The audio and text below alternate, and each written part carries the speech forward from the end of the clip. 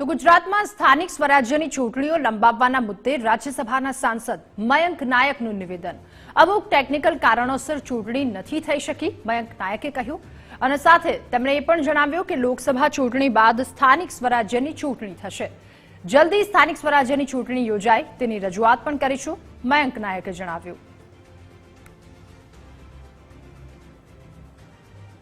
સુધી સ્થાનિક સ્વરાજની ચૂંટણીમાં 27% અનામતની વાત છે ત્યાં સુધી આપણે સૌ જાણીએ છીએ કે એના સર્વે, એના જે ડિલિમિટેશન જે તે વિસ્તારમાં ચાલુ છે અને એ દરમિયાન આ લોકસભાની ચૂંટણી આવવાથી એ કાર્ય થયું નથી, પણ ટૂંક સમયમાં એ કાર્યને આધારે આવનારા દિવસોમાં ચૂંટણી પણ થઈ જશે અને અનામતના આધારે થઈ જશે। ઝવેરી પંચે જે રાજ્ય સરકારને રિપોર્ટ સોંપ્યા પછી પણ કેટલીક બંધારણીય કામગીરી, જે સીટોની ડિલિમિટેશન છે, કઈ સીટ ઉપર કઈ જગ્યાએ અનામત આપવું, એની પણ જે ચૂંટણીની વ્યવસ્થા હોય છે એની કામગીરી સરકાર લેવલે ચાલે છે અને દરમિયાન લોકસભાની જ્યારે સામાન્ય ચૂંટણી આવી હોય ત્યારે એને પ્રાયોરિટી ગણી અને આ ચૂંટણી આવનારા સમયમાં ટૂંક સમયમાં થશે।